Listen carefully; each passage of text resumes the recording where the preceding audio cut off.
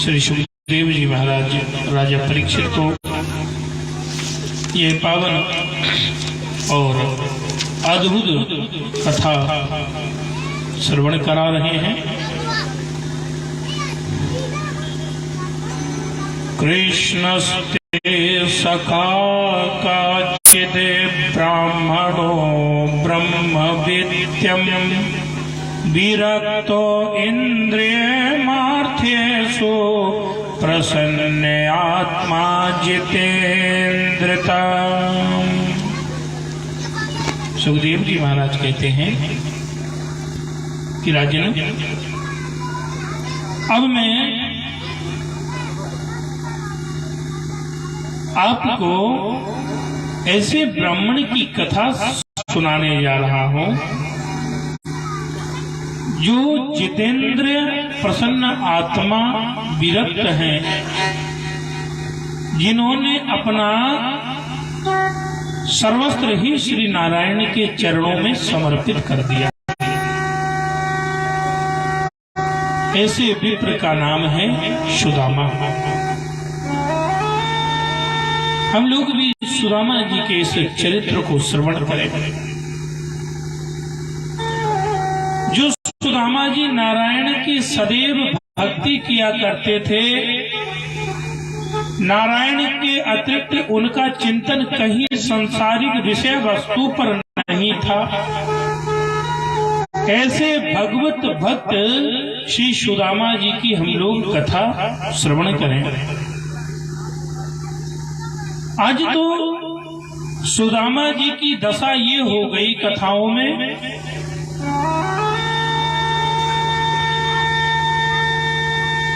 कि झांकी बनाई जाती है सुदामा की, दर दर दौड़ाया जाता है श्रोताओं के बीच में, पब्लिक के बीच में कि जाओ कमंडल लेके जाओ। मतलब शर्म नहीं आती कि जो सुदामा जगदीश्वर नारायण से भी कुछ नहीं मांगता, आम जनता से उससे भीख मंगवाते हुए। ऐसे वक्ताओं को विशेष ध्यान रखना चाहिए कि सुदामा से भीख मंगवा रहे हो जो स्वयं नारायण का सखा है, उसके बाद भी उसने कुछ नहीं मांगा, केवल अपनी प्रसन्नता के लिए, अपने स्वार्थ के लिए उस स्वरूप को पब्लिक के सामने।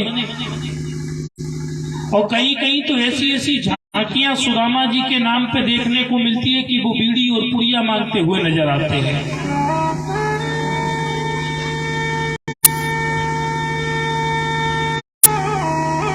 ये स्थिति है। अगर यही स्थिति रही तो निश्चित है कि यह सनातन संस्कृति विनाश की ओर चली जाएगी और उसके दोषी भी यही लोग होंगे जो ऐसे कृत्य करवाते हैं। समाज में सुदामा मनोरंजन बन गए और श्रोतागण भी ताली बजा बजा के आनंद ले रहे हैं। क्या दिक्कत है? जैसे वक्ता वैसे श्रोता। श्रोताओं ने आनंद मांगा, वक्ताओं ने आनंद दिया, बस उसी में सुदामा भिखारी बन के रह गए।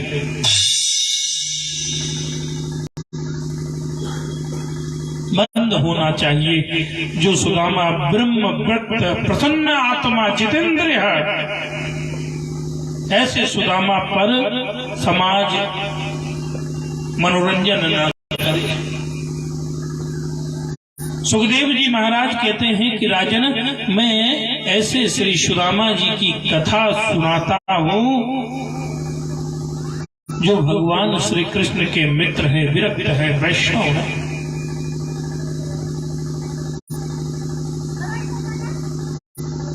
ये सुदामा जी और श्री कृष्ण की मित्रता सांदीपनी जी के आश्रम पे हुई। दोनों गुरु सांदीपनी के आश्रम पर शिक्षा अध्ययन करते थे उज्जैन में।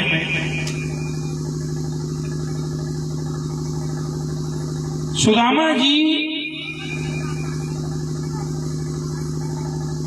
और कन्हैया जब पढ़ते थे आश्रम में, तो आश्रमों में भी गृह कार्य भी किए करना पड़ता था। आश्रम की सफाई भी देखना, आश्रम की व्यवस्था, यहाँ तक कि भोजन भी बनाना पड़ता था।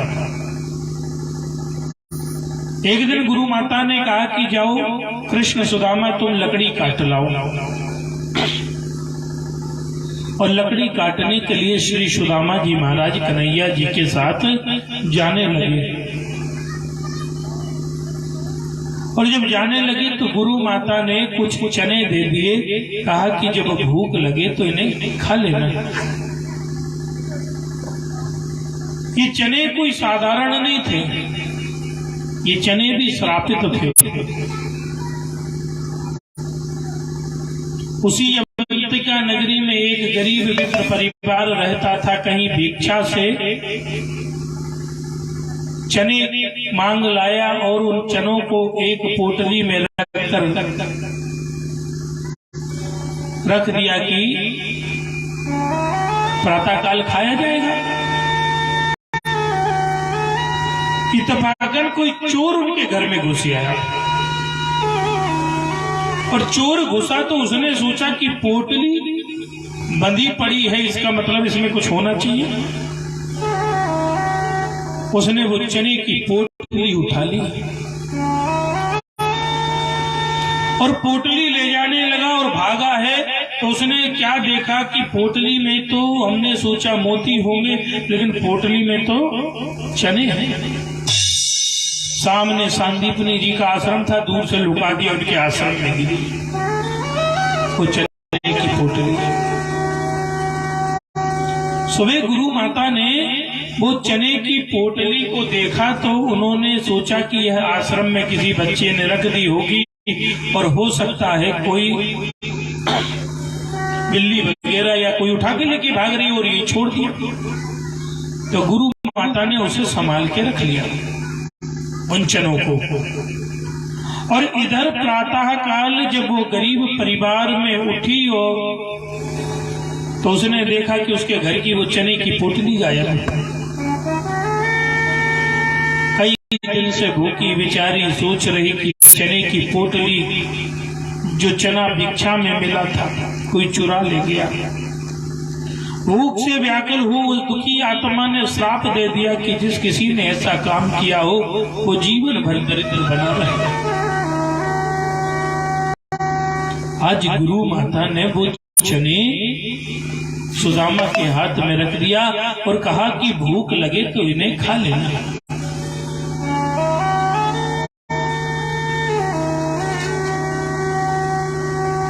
आज सुदामा जी महाराज श्री कृष्ण जी के साथ में लकड़ी काटने के लिए जंगल पहुंचे हैं और जंगल में तेज बारिश होने लगी। बचने के लिए एक वृक्ष का सहारा लिया और वृक्ष पर चढ़ गए। सुदामा जी को भूख लगी थी, सुदामा जी ने वह चने खा लिए। लोग ऐसा कहते ना, श्लोक कहता है कि विरक्तो ब्रह्मनिष्ठे जितेंद्र प्रसन्न आत्मा। सुदामा जी ऐसे थे, प्रसन्न आत्मा थे, विरक्त थे, जितेंद्र जो अपनी इंद्रियों को अपने वशीभूत रखने वाले, वो सुदामा भूख से पीड़ित हो, ऐसा नहीं हो सकता। गुरुकुल में शिक्षा उसी पद्धति से दी जाती थी जिस पद्धति के बालक हो। ब्राह्मण के बच्चों को कर्मकांड और ज्योतिष आदि की शिक्षा दी जाती थी, क्षत्रिय के बच्चों को राजकाज एवं अस्त्र शस्त्र की शिक्षा दी जाती थी। और उस शिक्षा का प्रभाव था कि सुदामा जी जान गए थे ये चने श्रापित हैं, कहीं ये चने कृष्ण ने खाए तो ठीक नहीं होगा। तो अपने सखा के लिए आज वह चने को स्वयं सुदामा जी खा जाते हैं। थोड़ी देर बाद कन्हैया कहते हैं कि सुदामा भूख लग रही है।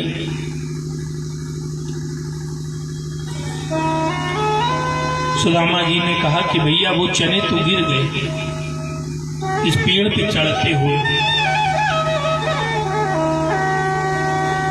और जब चने खाए तो दांतों से आवाज भी हुए। तो बोले लाला ये बताओ सुदामा कि तुम्हारे दांत क्यों बोल रहे हैं? बोले ठंड के कारण। दांत ठंड के कारण बोल रहे हैं। श्री सुखदेव जी महाराज कहते हैं कि राजन, इस तरह बारिश शांत हुई, दोनों वृक्ष से नीचे उतरे। आज सांदीपनी आश्रम पे जब लकड़ी लेके लौटे तो कन्हैया ने कहा कि गुरु माँ मुझे भूख लगी है। माँ ने पूछा कि जो चने दिए थे वो कहाँ गए, खाए नहीं? सुदामा जी गुरु माँ के सामने झूठ नहीं बोले, हाथ जोड़कर कहा कि हे गुरु माता, वो चने मैंने अकेले खाए। गुरु माता ने कहा तू जीवन भर ही ऐसा रहेगा।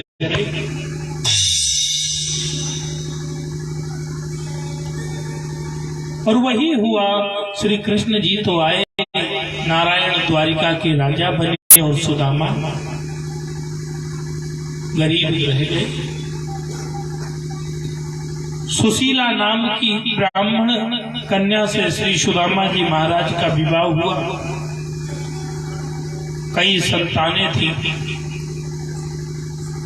सुदामा के जीवन में धन का तो अभाव था, लेकिन सुदामा के जीवन में भक्ति का अभाव नहीं था। भक्ति यथाह थी। और ये इसी तरह से आनंद में उनका जीवन चल ही रहा था, कोई दिक्कत नहीं थी। बस अन्न का चिंता तो बनी रहती थी। लेकिन कभी उस पर सुदामा जी यही सोचते थे, जिस विधि भगवान ने देखा उसी विधि से इसे ग्रहण करेंगे।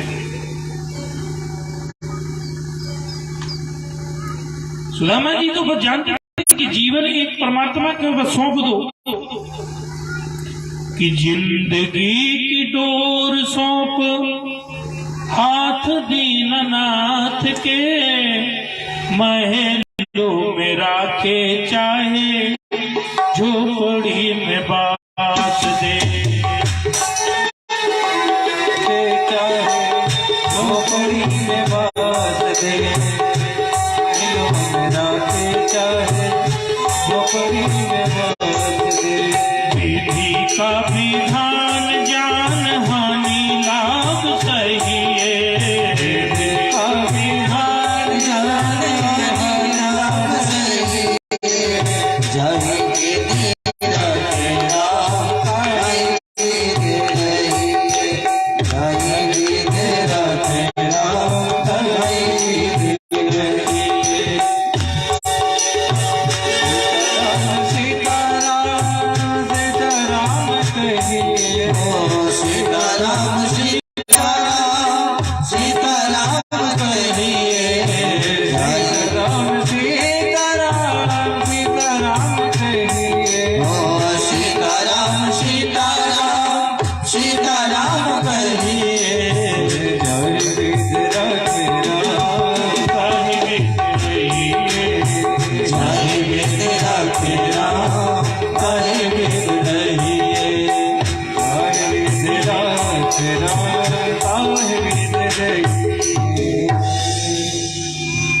भगवान के नाम पर अपनी जीवन की डोरी उन्हीं के हाथ में दे देनी चाहिए। जिस प्रकार से रखेंगे उसी प्रकार से हमको रहना है। जहां हमने अपने को भगवान को समर्पित कर दिया तो फिर हमें चिंता किस बात की, फिर तो व्यवस्था उनकी है ना। श्री सुखदेव जी महाराज कहते हैं कि इस तरह भगवान के परम भक्त श्री सुदामा जी महाराज का जीवन चल रहा था। किसी के द्वारा सुशीला जी को पता पड़ा कि द्वारिका के राजा श्री कृष्ण जी हमारे पति के मित्र हैं। अब बताओ, सुदामा जी का उदासीनता इतनी थी कि कभी अपनी पत्नी से भी नहीं बताया कि द्वारिका के राजा श्री कृष्ण हमारे मित्र हैं। इतने बड़े राजा मित्र होने के बावजूद भी किसी से यह बात नहीं बताई सुदामा जी ने। और यहाँ अगर मंत्रियों से थोड़ा सा परिचय हो जाए तो पहले ही गाएंगे कि देखो हम फलाने मंत्री जी को जानते हैं, और कहीं दूर से फोटो खींचने का अवसर प्राप्त हो जाए तो फिर क्या कहने। फिर तो मोबाइल के जितने व्हाट्सएप नंबर है पहले वहीं पे फॉरवर्ड किया जाएगा कि देखो फलाने मंत्री बा हमारे साथ बा। वहां तक कह देंगे दोनों काम पड़े तो बताना भैया हमारे बहुत खास हैं, वक्त पड़े तो भैया को बहुत दूर तक न जानो।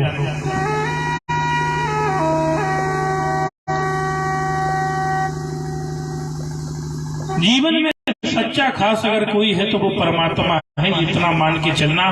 मुसीबत का जब समय आता है ना तो सब छूट जाता है। जीवन के अंतिम क्षणों तक भी अकेले ही रहता है, किसी का साथ नहीं मिलना है।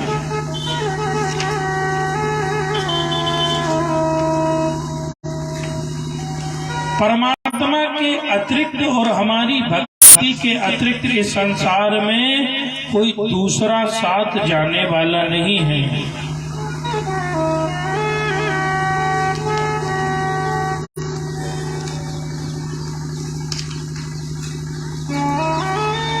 कोई दूसरा नहीं।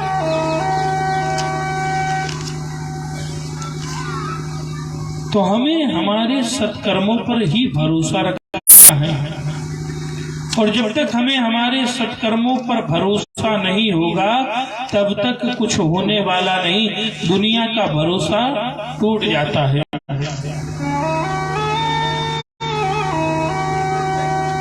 पथिक जी महाराज बड़ा सुंदर कहते हैं कि उलझ मत इन बहारों में, बहारों का भरोसा क्या है। बहारें रूठ जाती हैं, सहारे टूट जाते हैं, सहारों का भरोसा क्या।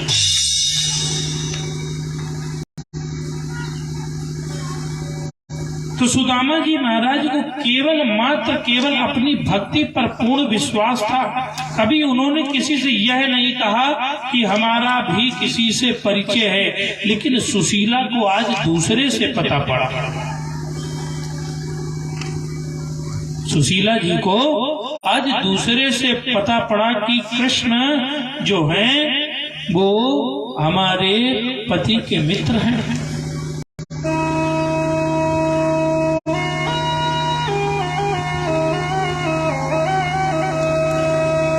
श्री सुखदेव जी महाराज कहते हैं कि आज सुशीला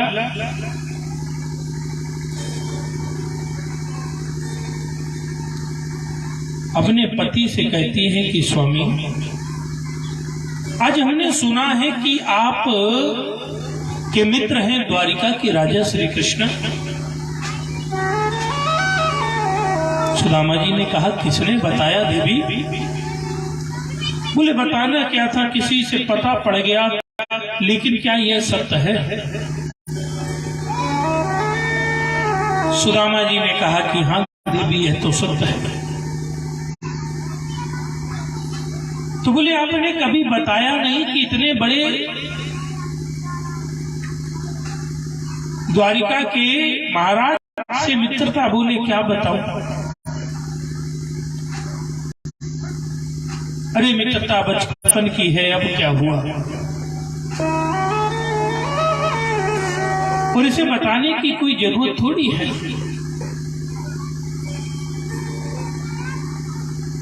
सुशीला ने कहा तो स्वामी एक बार ना हो आप द्वारिका हो आइए।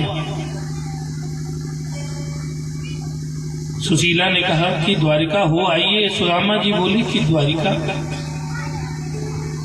बोले सुशीला मैं द्वारिका कैसे जाऊं?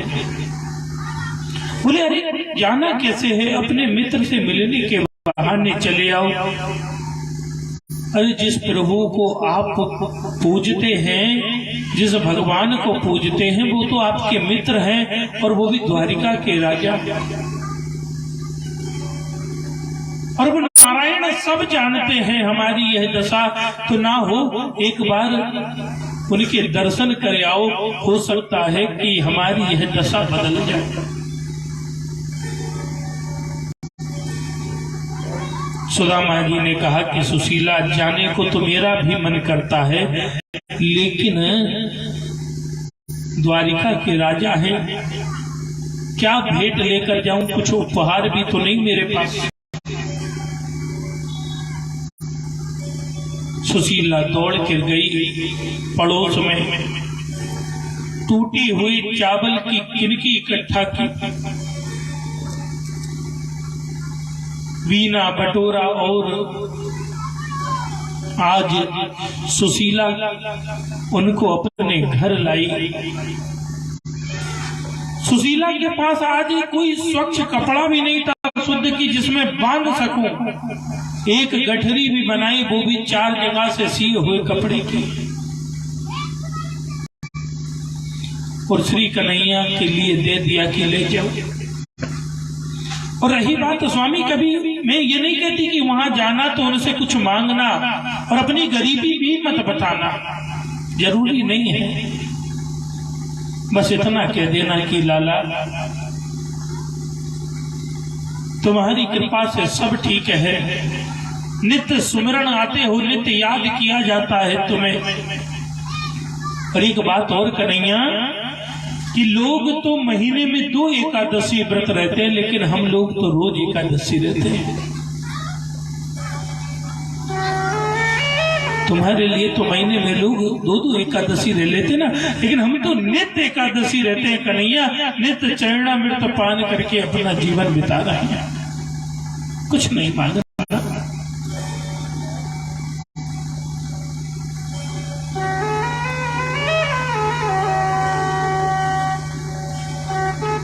क्योंकि मांगे भी किससे वो तो सब जानते हैं ना। आज सुदामा जी महाराज वह चावलों की पोटली लेकर कई दिन से भोजन नहीं किए, लड़खड़ाते हुए चल रहे हैं। कमजोरी ऐसी है, लेकिन बस वो एक ही चीज जानते हैं कि किसी तरह आज द्वारिका पहुंचना है। क्यों? आज हरि के दर्शन होंगे, नारायण के दर्शन होंगे। मैं हूँ शरण में तेरी, संसार के रचैया, कश्ती मेरी लगा दो,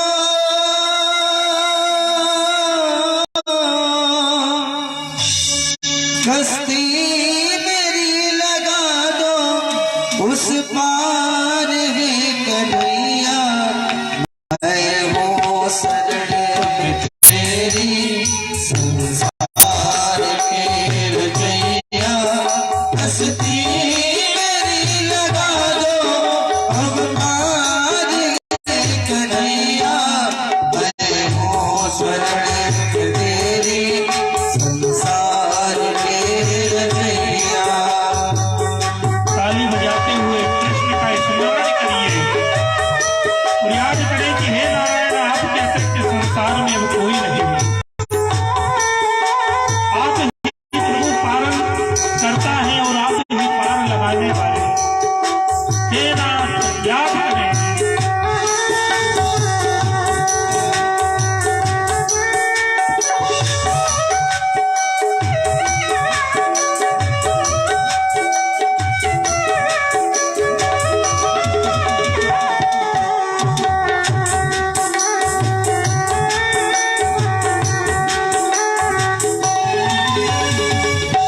मेरी अरदास सुन लीजिए,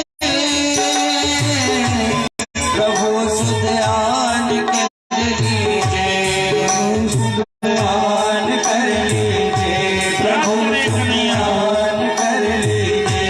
दरस द्वार को दीजिए, मैं समझूं श्याम हरि है, मैं समझूं श्याम हरि, मैं समझूं श्याम हरि दे। पतवार थाम लो तुम, पतवार थाम लो, मझधार में नैया। मैं हूँ शरण तेरी, संसार के रचैया, कश्ती मेरी लगा दो,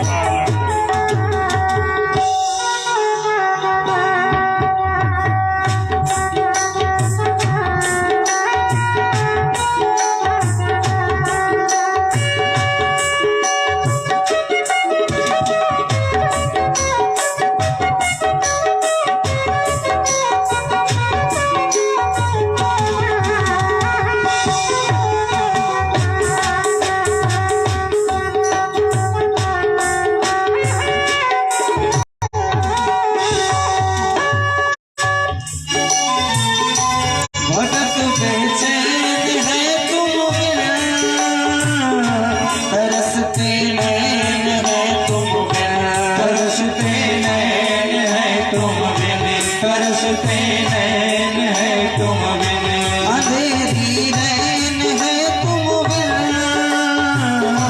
कहीं ना चैन है तुम बिन, कहीं ना चैन है तुम बिन, कहीं ना चैन है तुम बिन, है उदास देखो तुम बिन,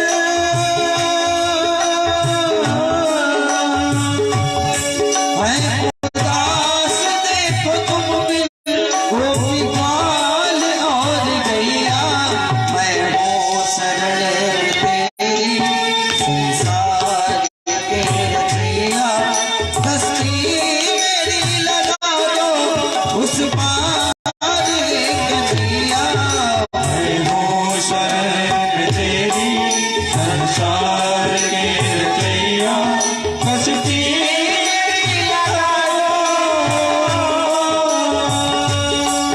कश्ती मेरी लगा दो उस पार कन्हैया, मैं हूँ शरण तेरी संसार के रचैया, ओ तेरी यादों का मनमोहन, ये दिल में उमड़ा है सावन, ये दिल में उमड़ा है सावन, ये दिल में उमड़ा है सावन, मुझे भी प्यास इस दिल की, सुनूंगा जब तेरा आवन, सुनूंगा जब तेरा आवन, सुनूंगा जब तेरा आवन, पावन भक्त को करना, पावन भक्त को करना, जगदीश ओ कन्हैया, मैं हूँ शरण तेरी संसार के रचैया, कश्ती मेरी लगा दो भव पार कन्हैया, मैं हूँ शरण तेरी संसार के रचैया, कश्ती मेरी लगा दो, कश्ती मेरी लगा दो उस पार कन्हैया, मैं हूँ शरण तेरी संसार के रचैया, मैं हूँ शरण तेरी संसार के रचैया, मैं हूँ शरण तेरी संसार के रचैया। आज सुदामा जी भगवान का स्मरण करते हुए चल रहे हैं। भगवान जी को याद करते करते सुदामा जी चले तो हैं, लेकिन रास्ते में उनके पैरों ने जवाब दे दिया और एक बट के पेड़ के नीचे बैठ गए, कन्हैया जितना हो सका मैं तेरे लिए चल, लेकिन अब हिम्मत नहीं है। स्थिति तो ये है कि यहां से मैं लौट भी नहीं सकता कन्हैया, तो घर से तुम्हारे लिए आज निकला हूं, आज अब मैं चाहता हूं कि हे कृष्णा अब तुम मेरे लिए आओ। आज सुदामा जी थक कर उस वृक्ष के नीचे लेट गए हैं और जब आंखें खुली हैं सज्जनों तो वो द्वारिका में मिले।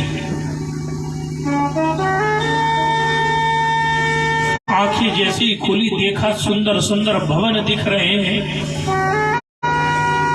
एकदम चौंके कि ये मैं अभी तो एक वृक्ष के नीचे सोया था, ये कहाँ आ गया, कहीं सपना तो नहीं देख रहा। तभी किसी से पूछा कि भैया ये कौन सी जगह है,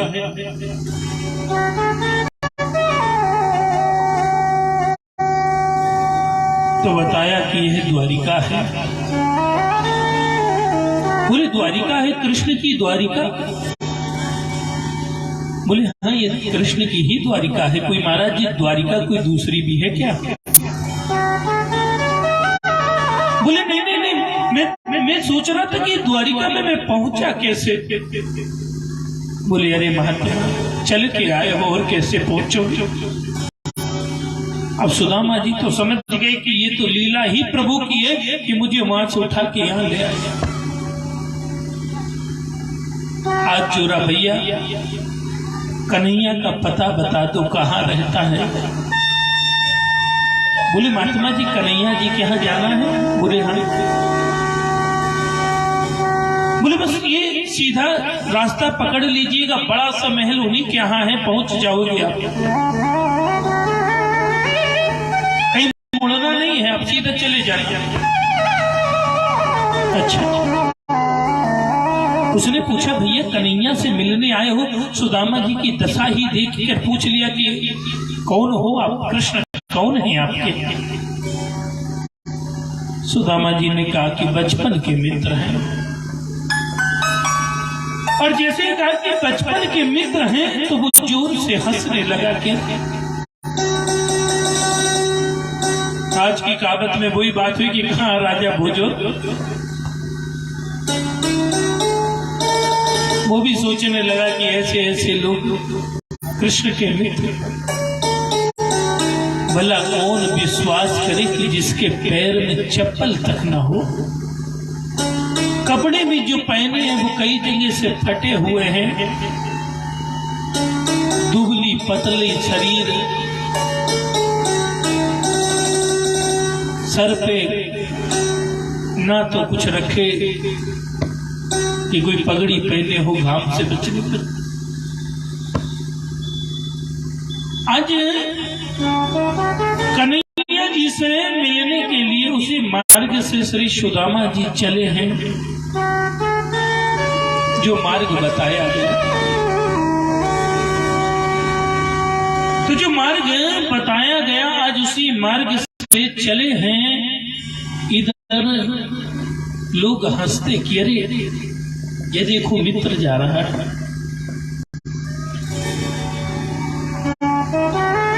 कन्हैया के महलों के पास पहुंचे।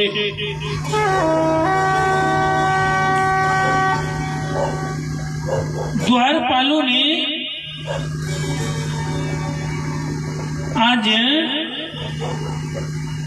देखा कि द्वारे कोई खड़ा है, पूछा कौन हो, बताया मेरा नाम सुदामा है, जाओ बता दो कृष्ण का सखा हूं।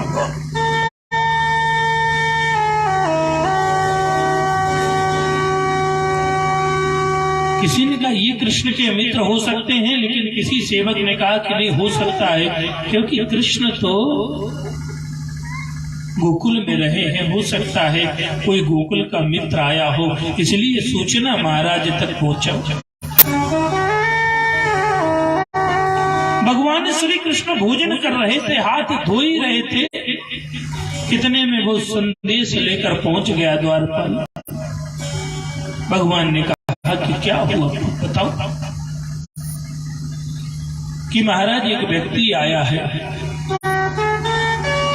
बोले कैसा है, कौन है। बोले महाराज एक ब्राह्मण है, वो आपसे मिलना चाहता है। भगवान बोले ये द्वारिका में कब से हो गया कि ब्राह्मणों को भी भगवान से मिलना पड़े। कृष्ण से मिलने के लिए ब्राह्मणों को भी पूछना पड़े। किसी से पगान छका तन पे, अरुपाहे उपाहन की नहीं सामा। धोती फटी सिलती डूबती, प्रभु जान को आई बस्यो यही धाम। द्वार खड़ो तुझ दुर्बल एक, देख रहे हो चकसो वसुधा अभिरामा। कि पूछत दीन दयाल को धाम, और आपन नाम बताब सुदामा। और जैसे ही प्रभु ने देखा कि सुदामा दौड़े हैं मेरे सरकार, आज ऐसे दौड़े हैं कि पीतांबरी अलग गिरी है, सर पर मुकुट नहीं, बिना चप्पलों के आज सुदामा सुदामा सुदामा कह के दौड़े हैं सरकार। लोग देख रहे हैं, चकित हैं कि ये क्या हुआ। आज मेरे सरकार सुदामा का स्मरण करते हुए आज सुदामा के पास दौड़े और इधर सुदामा जी को लगा कि कहीं ऐसा ना हो कि मैं गरीब हूँ, मेरे पास कुछ नहीं है, इतने बड़े व्यक्ति से मिलना ठीक नहीं, इसलिए लौट जाऊं। वो सुदामा लौटने लगे हैं, पीछे से ठाकुर जी दौड़े, आवाज लगाई। आज नगर के बाहर ही सुदामा जी को पकड़ लेते हैं। श्री कृष्ण और सुदामा का मिलन होता है। बोल भक्त वत्सल भगवान की जय हो। और आज कृष्ण और सुदामा मानो प्रतीक्षा कर रहे थे भगवान की, आज उनका भगत आ रहा होगा।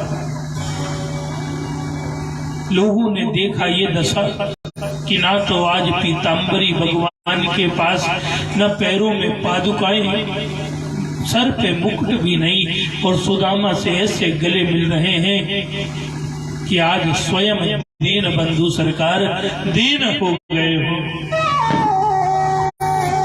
और ये स्थिति देखकर लोग बड़े अचंभित हैं, यहाँ तक कि रुक्मणी को भी लगता है। हुआ रुक्मणी को बड़ा ही अचंभा, ये मेहमान कैसा अजीबा गया है।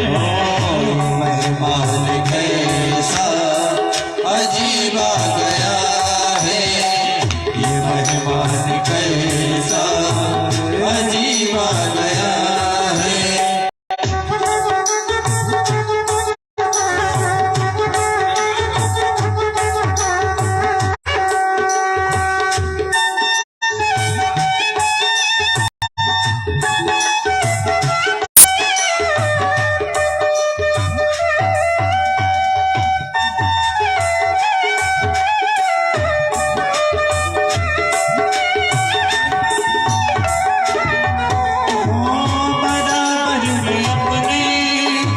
सुदामा बिठाए चरण आंसुओं से श्याम ने धुलाए।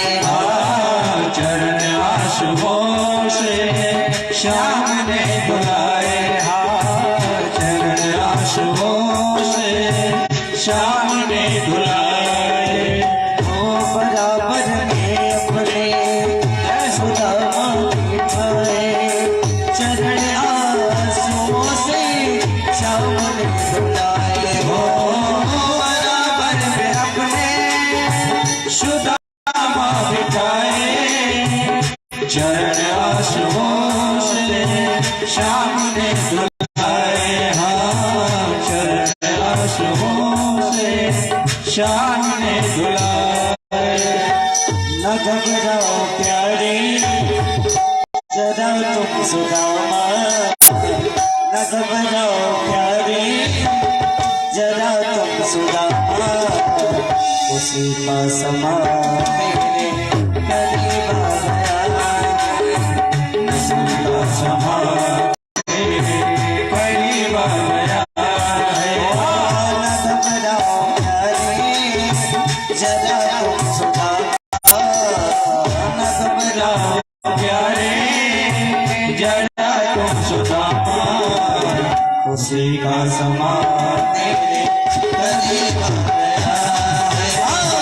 उसी का समा तेरे करीब आ गया है। उसी का समा तेरे करीब आ गया है। उसी का समा तेरे करीब आ गया। आज भगवान श्री सुदामा जी को लेकर आए महलों में, और भगवान सुदामा जी को अपने बराबर पर आसन दिए, और आज भगवान सुदामा जी के चरणों को धोते हैं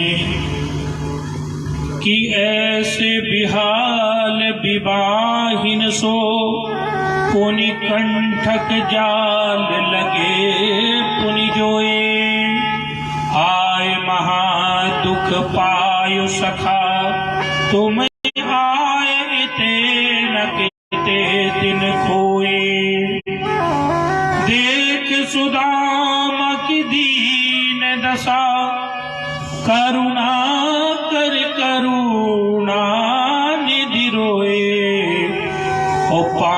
स्वामी परात को हाथ छो नहीं, नैनन के जल सो पग धोए। आंखों के आंसुओं से आज सुदामा जी के पैरों को धोते हैं।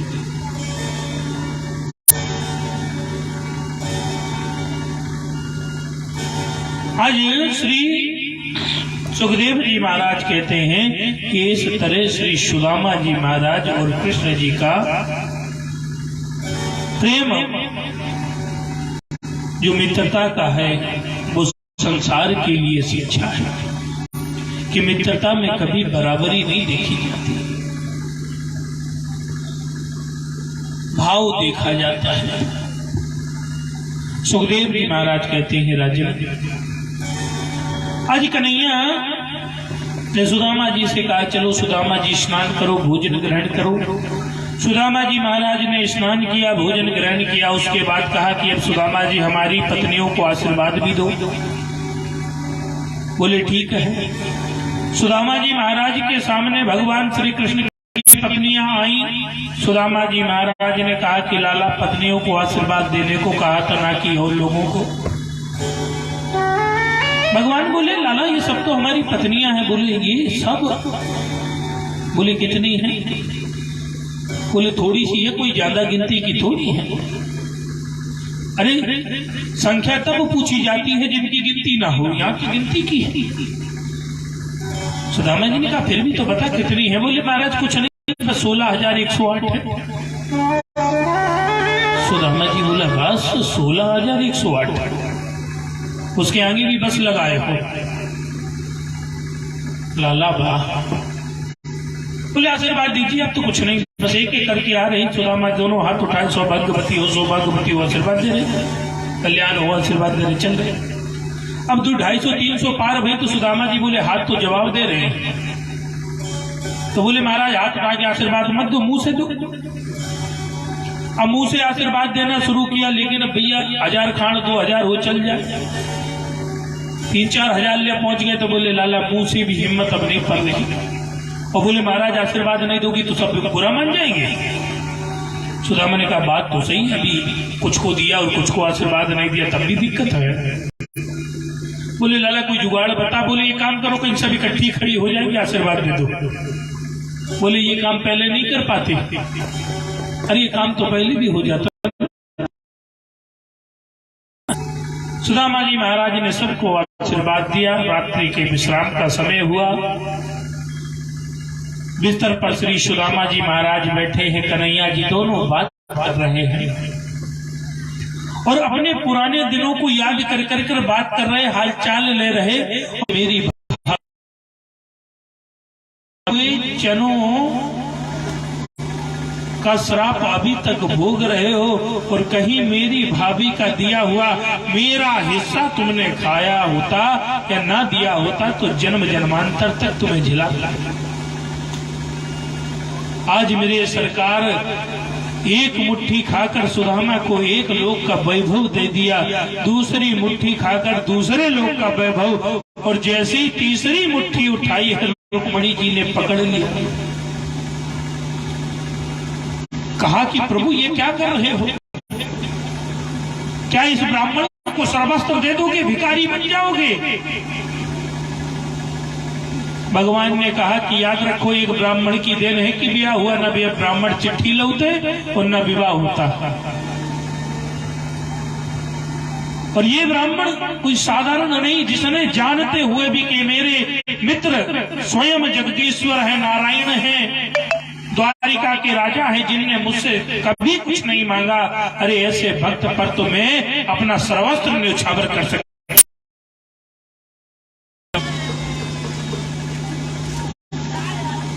कि इस तरह भगवान ने सुदामा जी को दो लोगों का वैभव दिया और रुक्मणी जी ने वह चावल ले लिया और बोले अरे भाभी जी ने दिया है, हम लोग भी कुछ इसे खाएंगे ना, हमारे लिए भी तो प्रेम भेजा है। सब रानियों ने थोड़ा थोड़ा प्रसाद खाया, मानो रुक्मणी जी ने कहा कि मैं लक्ष्मी अवतारिणी हूँ, मैं इनके जीवन में कभी धन दान की कमी नहीं होने दूंगी। रात्रि बीती, सुबह प्रातः काल का समय हुआ और श्री सुदामा जी महाराज आज प्रातः काल स्नान आदि करके बोले कन्हैया अब मैं चलूंगा। कन्हैया ने कहा ठीक है आप चलिए। सुदामा जी को भगवान विदा करते हैं और जब सुदामा जी को विदा करने लगे तो सुदामा जी से कहा कि ऐसा है भैया, जो कल रात्रि में स्नान करके हमारे वस्त्र पहने थे वो निकाल दो, अपने वाले पहन के जाओ। सुदामा जी से भगवान ने अपने दिए हुए वस्त्र ले लिए और उनके पहने हुए वस्त्र दे दिए कि यही पहन के जाओ।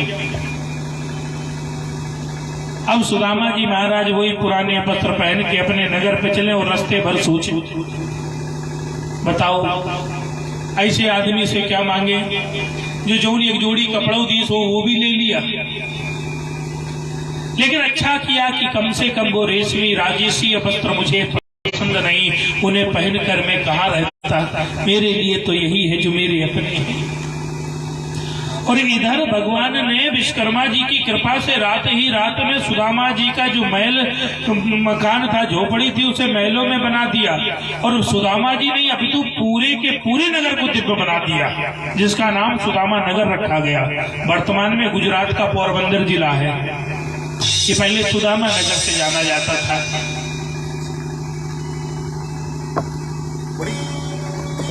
तो श्री सुखदेव जी महाराज कहते हैं कि इस तरह आज सुदामा जी महाराज जब नगर में पहुंचे तो देखा कि उनकी झोपड़ी आदि गायब है।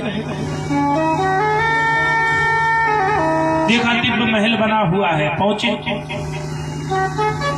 दो सेवक खड़े हुए थे। पूछा भैया ये किसका मकान है? बताया इसके राजा सुदामा जी हैं इस नगर के। कहाँ गए? द्वारिका में गए। बोले तब तो हमारा नाम भी सुदामा है। बोले अरे महाराज आपको कुछ भिक्षा चाहिए, बताओ। यहाँ के अधिपति श्री सुदामा जी महाराज हैं। बोले भिक्षा की आवश्यकता हो बताओ। सुदामा जी ने कहा इस घर की मालकिन को बुलाओ, घर की मालकिन को बुलाओ। तब सुदामा जी महाराज की ये बात सुन के गुस्सा हो गए। अरे बाबा कुछ दक्षिणा चाहिए, बताओ मालकिन से क्या काम? अब उनके सेवक हैं। अब सुदामा जी कहीं नहीं, हमें इस घर में चढ़ के देखूं कौन है ये घर किसका है। और सेवक को धक्का देने लगे। अरे कहाँ महाराज, कहाँ घुसे चले आ रहे हो? एक दूसरे का जब लड़ाई होने लगी तब सुशीला जी बाहर निकली और बाहर निकल के देखती क्या है कि सामने श्री सुदामा जी महाराज हैं। श्री सुदामा जी महाराज को देखा सुशीला जी ने दिव्य आभूषणों से सुसज्जित रेशमी साड़ी पहने। सुदामा जी तो पहचान ही नहीं पाए कि यही सुशीला है। चरणों में गिर गई सुशीला नाथ। आइए आज श्री सुदामा जी महाराज को सुशीला जी इस दिव्य महल में लेके गई जहां माणिक पन्ने आदि लगे हुए थे। सुखदेव जी महाराज कहते हैं कि सुशीला ने वैभव दिखाया कि देखो प्रभु की कृपा से आज हमें सब संपत्ति प्राप्त हुई। प्रभु आप थक गए होंगे, बताओ क्या भोजन ग्रहण करोगे? सुदामा जी ने कहा कि हाँ थक तो गया हूँ, भूख भी लगी है। बोले क्या ग्रहण करोगे? बोले एक काम करो, सोने के पात्र में चांदी की रोटी और हीरे मोती की दाल बनाई जाए, प्रेम से खाएंगे। सोने के पात्र में चांदी की रोटी और हीरे मोती की दाल हम लोग बनाए और खाएं। सुशीला जी को लगा कि ज्यादा धन संपत्ति देख के कहीं ऐसा तो नहीं पगला गए हो, क्योंकि कहे ना कनक कनकते सौगुनी मादकता अधिकाय और जा पाए बहुराय ने गुरबा खाए बहुराय। अचानक देख लिया हो कि मामला गड़बड़ ना हो गया हो।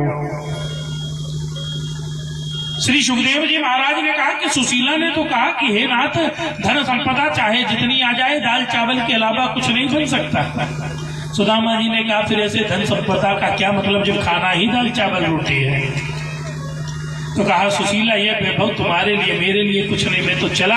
अरे कन्हैया ने जाते हुए मुझे मेरे ही पुराने वस्त्र पहनाए। कहा कि सुदामा जीवन में जितना वैभव आ जाए अपनी स्थिति से कभी मत डगमगाना, जो अपनी स्थिति से डगमगाया उसका विनाश निश्चित है। आज सुदामा जी जाने लगे घर छोड़ के, तो सुशीला ने कहा कि हम भी चलेंगे। सर्वस्त्र दिया नारायण का, छोड़ के जाने लगे। नारायण ने कहा ऐसे थोड़ी जाने दूंगा। जैसे ही दरवाजे के पास में पहुंचते हैं भक्त वत्सल भगवान प्रकट हो जाते हैं। बोल लक्ष्मी नारायण भगवान की। और श्री सुदामा जी महाराज से कहा कि इस राजपाट आपको ही करना है। भगवान ने कहा मुझे, सुदामा जी ने कहा मुझे केवल प्रभु आपकी भक्ति चाहिए और कुछ नहीं। बड़ी दिव्य और अमृतमयी कथा श्री सुदामा जी और कृष्ण जी की श्री सुखदेव जी महाराज सुनाए। और वास्तव में ये बहुत ही अद्भुत कथा है जो 7 दिन नियमित नित्य परीक्षित जी श्रवण कर रहे हैं। और इस 7 दिन की कथा में हम लोग ने भी आपको निरंतर प्रयास किया कि कथा आप तक पूर्णतः पहुंचे। लेकिन हरि अनंत हरि कथा अनंत। श्री सुखदेव जी महाराज कहते हैं कि परीक्षित 7 दिनों में आपने मुझसे बहुत कुछ पूछा, लेकिन आज मैं एक प्रश्न आपसे करना चाहता हूँ। बोले क्या गुरुदेव करिए। बोले परीक्षित जी बताओ क्या आप मरोगे। परीक्षित जी ने कहा कि मैं नहीं मरूंगा। क्यों? क्योंकि मैंने जन्म ही कब लिया था महाराज जो मेरी मृत्यु होगी। अरे जन्म और मृत्यु का काम तो इस शरीर का है, आत्मा अजय अमर है, इसलिए महाराज मेरी मृत्यु अब नहीं होगी। श्री परीक्षित जी महाराज से सुखदेव जी कहते हैं कि यही चीज मैंने 7 दिन समझ आई है कि जीवन में निरंतर आप भगवान का स्मरण कर अपने जीवन को कृतार्थ कर लीजिए। और संसार में भव सागर पार कराने का कोई दूसरा साधन नहीं है, केवल नाम। श्री सुखदेव जी महाराज ने इस तरह परीक्षित जी को कहा। और परीक्षित जी महाराज आज श्री सुखदेव जी महाराज को प्रणाम करते हैं। और श्री सुखदेव जी महाराज परीक्षित जी को दिव्य उपदेश देकर आज व्यास आसन को छोड़ते हैं। बोलिए श्री सुखदेव जी महाराज की जय हो। परीक्षित जी महाराज ने भी अपने योग बल से अपने शरीर को पहले ही परमात्मा में विलीन कर दिया था। मात्र तक्षक तो निमित्त बना था। और तक्षक के द्वारा सुखदेव जी महाराज कहते बताए थे ना कि 7 दिन में मैं इन्हें अमर कर दूंगा। तो वो अमर हो गए और शरीर को पहले ही परमात्मा में विलीन किया था। मात्र केवल तक्षक ने उनके शरीर पर फुफकार मारी और भस्म किया है। लेकिन उससे पहले ही परीक्षित जी महाराज परमात्मा में लीन हो चुके थे। बोलिए परीक्षित जी महाराज की जय हो।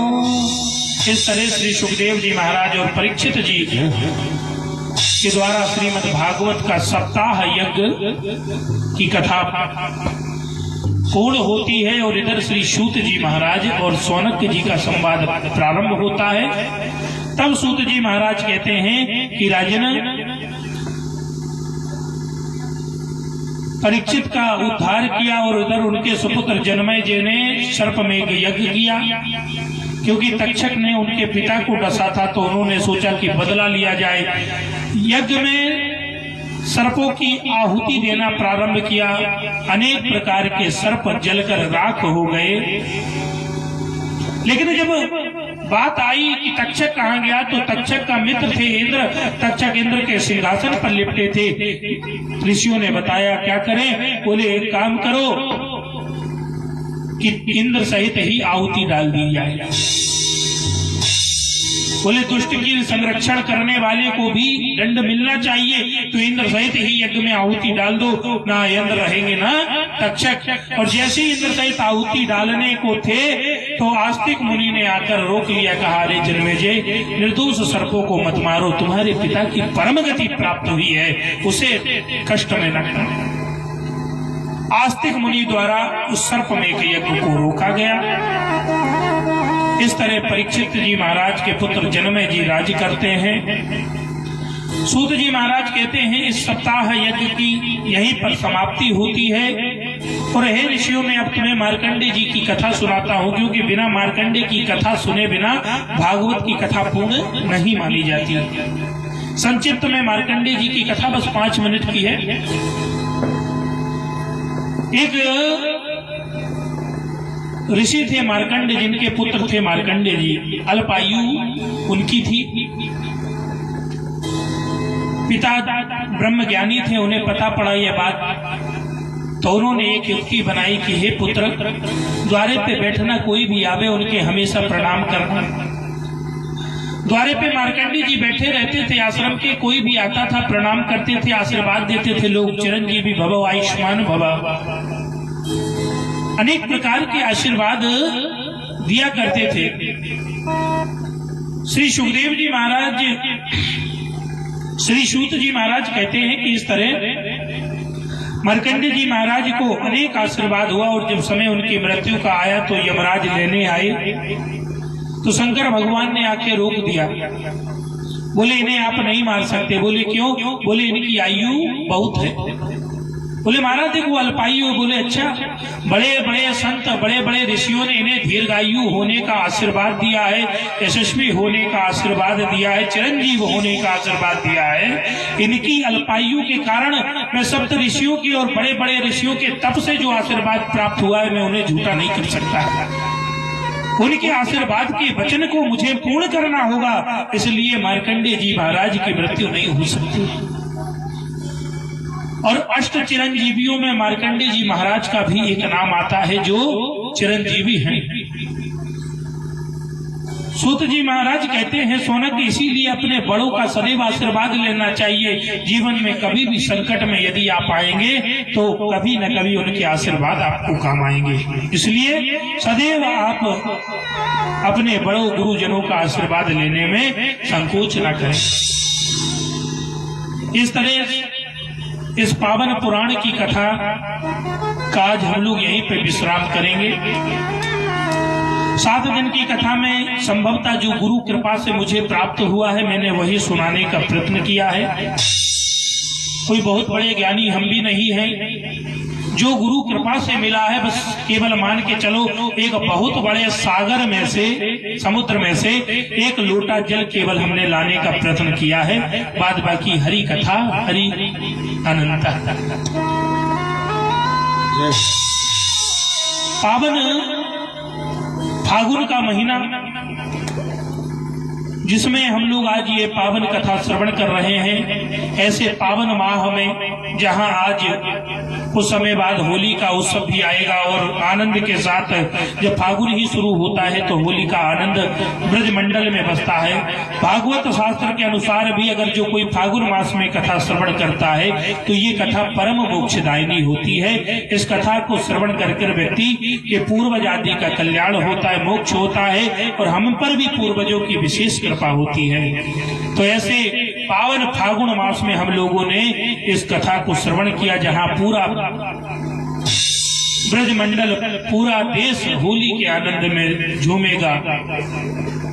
होली का पावन पर्व है। एक छोटा सा होली का भजन को हम लोग आगे लेके इस कथा का विश्राम, आरती और प्रसाद लेकर ही जाएंगे, और व्यास पूजा का कार्यक्रम होगा। 5 मिनट केवल यजमान जी आएंगे और व्यास पूजा का कार्यक्रम करेंगे। तब तक होली का एक भजन हम लोग, उसके बाद विदाई गीत। श्री राम जय राम। रंग लेके दौड़े हनुमान जी, राम रंग लेके दौड़े हनुमान जी, राम जी उठ के